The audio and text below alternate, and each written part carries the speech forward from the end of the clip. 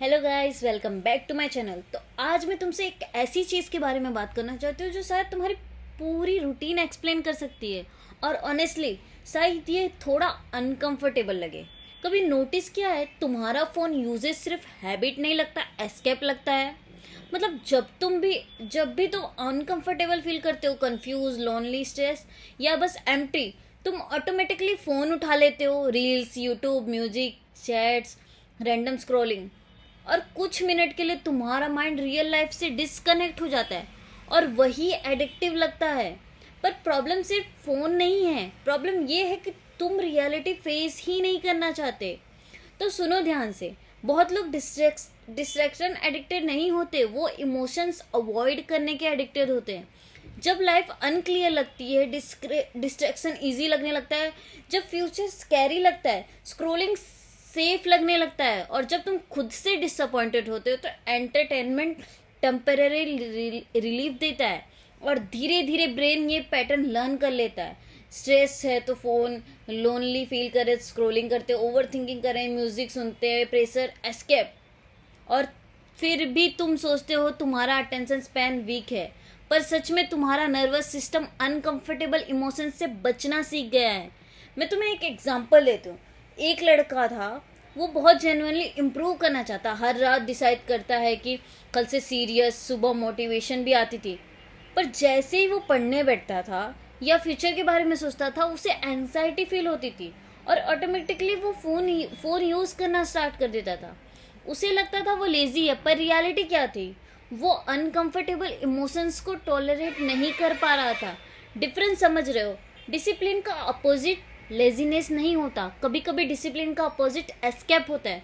और आज की दुनिया एस्केप को बहुत इजी बना देती है।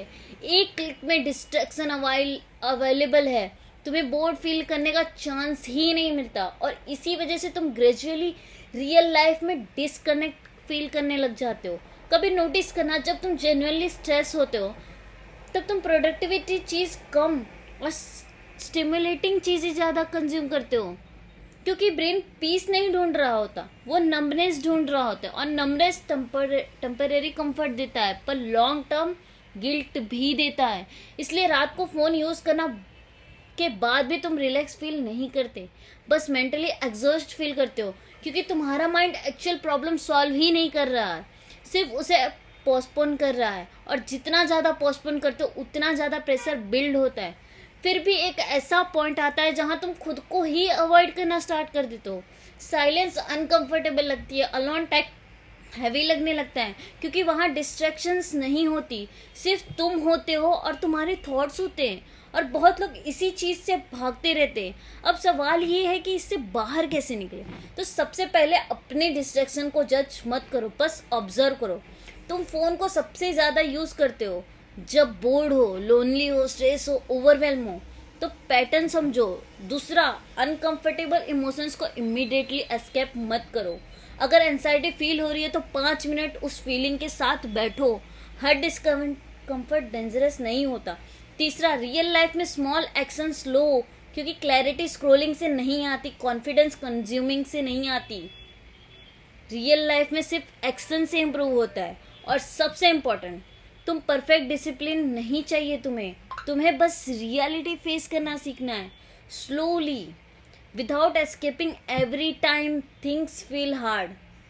एंड में बस एक लाइन, तुम्हारा फ़ोन प्रॉब्लम नहीं है, तुम्हारा पेन अनहिल है। और जिस दिन तुमने डिस्ट्रैक्शन के पीछे छुपा हुआ इमोशन समझना स्टार्ट कर दिया, उस दिन तुम स्लोली कंट्रोल करना वापस से फील करना भी स्टार्ट कर दोगे।